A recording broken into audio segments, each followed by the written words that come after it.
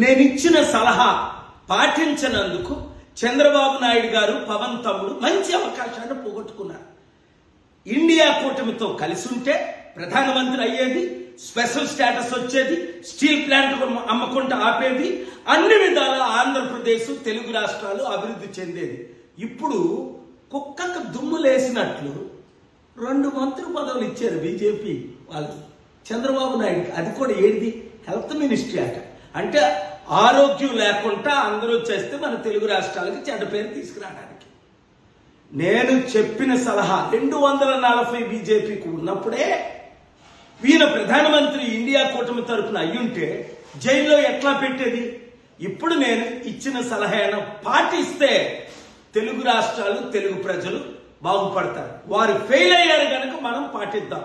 1, special status ఇచ్చినంత వరకు ఎవ్వరు కూడా తెలుగు రాష్ట్రాల్లో మంత్రి పదవి తీసుకోకూడదు.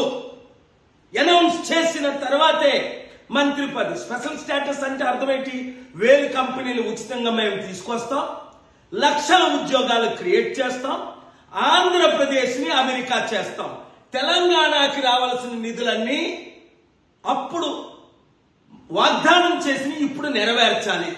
ఈ 2 డిమాండ్లతో తెలంగాణ బీజేపీ వారు 2 మంత్రులు పదవులు తీసుకోకూడదు, ఆంధ్రప్రదేశ్లో 2 మంత్రులు పదవులు తీసుకోకూడదు.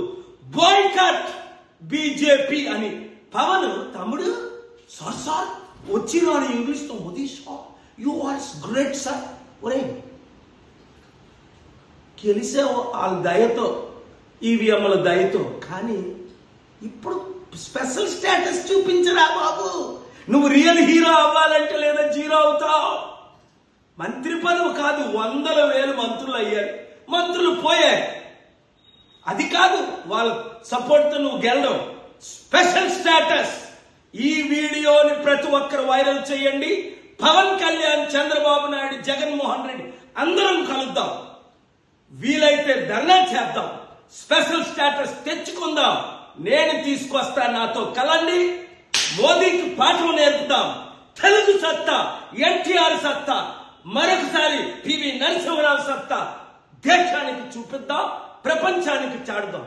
నన్ను 1000 ఓట్లు పడితే ఈవీఎంల ద్వారా 1 ఓటు పడకుండా చేసి ఓడిద్దామని చూస్తే నేను పారిపోతాను. స్టీల్ ప్లాంట్ అమ్మకుండా ఆపినందుకు నాకు పనిష్మెంట్ ఇద్దాం అనుకున్నారా?